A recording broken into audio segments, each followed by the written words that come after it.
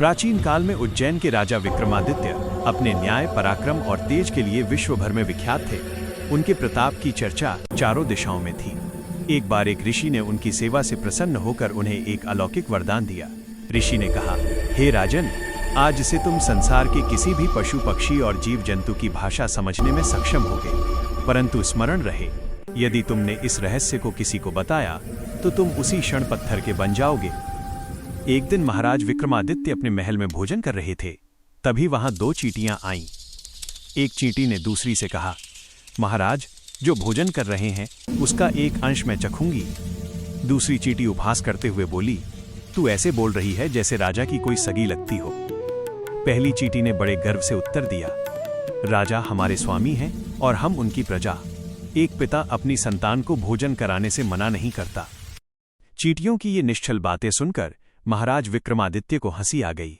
उन्हें हंसता देख रानी व्याकुल हो गई और हंसने का कारण पूछने लगी। महाराज ने बात टालनी चाही, पर रानी हठ पकड़कर बैठ गई। अंततः विवश होकर महाराज विक्रमादित्य ने कहा, मैं इसका उत्तर गंगा किनारे दूंगा। राजा जानते थे कि सच बताते ही वे पत्थर के हो जाएंगे, इसलिए उन्होंने सोचा कि गंगा की गोद में पत्थर बनना ही श्रेष्ठ है। जब वे गंगा की ओर जा रहे थे तो मार्ग में उन्होंने भेड़ बकरियों का एक झुंड देखा। वहां एक बकरा एक बकरी को बार बार तंग कर रहा था।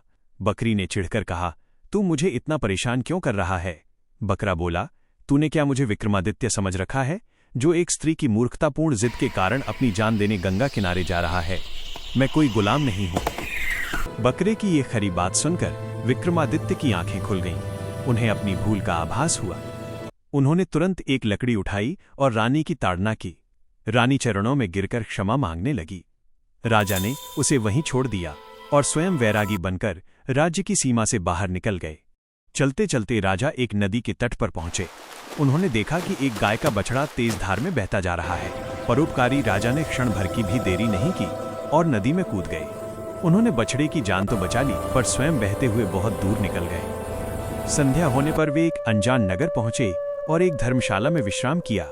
राजा को तीव्र भूख लगी थी। वे नगर में निकले तो देखा कि दुकानें तो खुली थीं, पर कोई दुकानदार दुकान पर नहीं था। रात बहुत होने कारण सभी सो गए थे। उस नगर का नियम था कि चोरी करने वाले के हाथ पैर काट दिए जाते थे, इसलिए लोग बेखौफ दुकानें खुली छोड़कर सो जाते थे। भूख से व्याकुल राजा ने एक मिठाई की दुकान से 2 थाल मिठाई ली और उन्होंने अपनी बहुमूल्य स्वर्ण मुद्रिका अंगूठी वहीं रख दी ताकि मूल्य चुकाया जा सके। राजा मिठाई लेकर धर्मशाला आ गए और बछड़े के साथ मिल बांट कर भोजन किया। अगली सुबह दुकानदार ने शोर मचाया कि दुकान से मिठाई चोरी हुई है। वो अंगूठी दुकानदार ने लालच में छिपा ली थी। सिपाही जांच करते हुए धर्मशाला पहुंचे और राजा को पकड़ लिया। दरबार में राजा ने सत्य बताया कि उन्होंने मूल्य के रूप में अंगूठी छोड़ी थी, पर लालची सेठ ने मना कर दिया।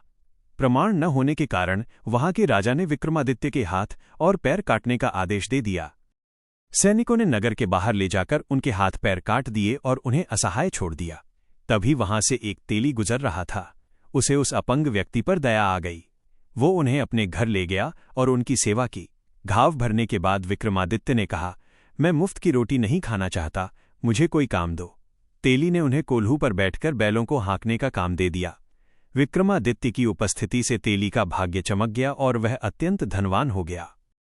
तेली की धर्मपत्नी बोलने लगी कि जब से ये हमारे घर में आया है, तब से हमारे घर में धन धान्य की कमी नहीं रही। उसी नगर की राजकुमारी चंद्रप्रभा अत्यंत विदुषी, आध्यात्मिक और दिव्य शक्तियों की ज्ञाता थी।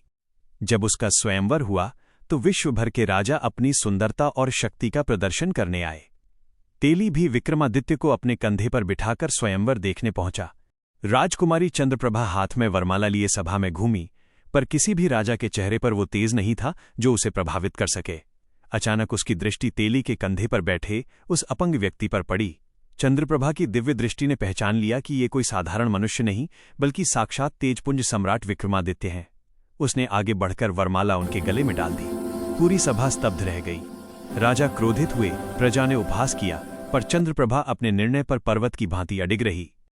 एक दिन करुणा, धर्म, लक्ष्मी और होनी के बीच श्रेष्ठता को लेकर विवाद छिड़ गया। न्याय के लिए वे चारों राजकुमारी चंद्रप्रभा के पिता के पास पहुंची। राजा घबरा गए। तब चंद्रप्रभा ने सुझाव दिया कि केवल उनके पति ही इसका निष्पक्ष न्याय कर सकते हैं। विक्रमादित्य ने एक एकांत कक्ष में चारों देवियों को बारी बारी से बुलाया। एक, करुणा। राजा ने कहा, मेरा एक हाथ ठीक करो। हाथ ठीक होते ही राजा बोले, मैंने करुणावश बछड़े को बचाया, पर बदले में मुझे अपंगता मिली। यदि तुम बड़ी होती तो दया करने वाले के साथ ऐसा अनर्थ न होता। करुणा लज्जित होकर मौन हो गई। 2, धर्मराजा ने दूसरा हाथ ठीक करवाया और बोले, मैं सदैव धर्म के पथ पर चला, पर धर्म ने मेरी रक्षा नहीं की। यदि तुम बड़े होते तो अधर्मी दुकानदार की विजय न होती। धर्म का मस्तक झुक गया। 3, लक्ष्मी। राजा ने एक पैर ठीक करवाया और कहा, जब मैंने स्वर्ण मुद्रा दी तो तुम गवाह बनकर क्यों नहीं आई? तुम लोभी के घर में छिपकर क्यों बैठी रहीं? लक्ष्मी भी निरुत्तर हो गईं। 4, होनी। अंत में होनी ने उनका दूसरा पैर ठीक किया। राजा मुस्कुराए और बोले, न करुणा, न धर्म, न लक्ष्मी, इस संसार में सबसे प्रबल होनी है। विधाता ने जो लेख लिख दिया है उसे कोई नहीं काट सकता। जो होना है वो होकर ही रहता है। विक्रमादित्य के इस महान न्याय को सुनकर चारों देवियां अंतर्ध्यान हो गईं। अब सम्राट पुनः अपने दिव्य और पूर्ण रूप में आ चुके थे। जब तेली और उस नगर के राजा को वास्तविकता पता चली तो वे उनके चरणों में गिर पड़े। विक्रमादित्य ने तेली को गले लगाया और उसे अपार धन संपत्ति भेंट की। तत्पश्चात वे राजकुमारी चंद्रप्रभा के साथ पूर्ण वैभव के साथ उज्जैन लौटे। पूरी दुनिया में एक बार फिर सम्राट विक्रमादित्य के न्याय और होनी के अटल सत्य का डंका बजने लगा। कर्म करना मनुष्य का धर्म है, परंतु फल और परिस्थितियां होनी नियति के अधीन हैं। धैर्य और सत्य का साथ कभी नहीं छोड़ना चाहिए।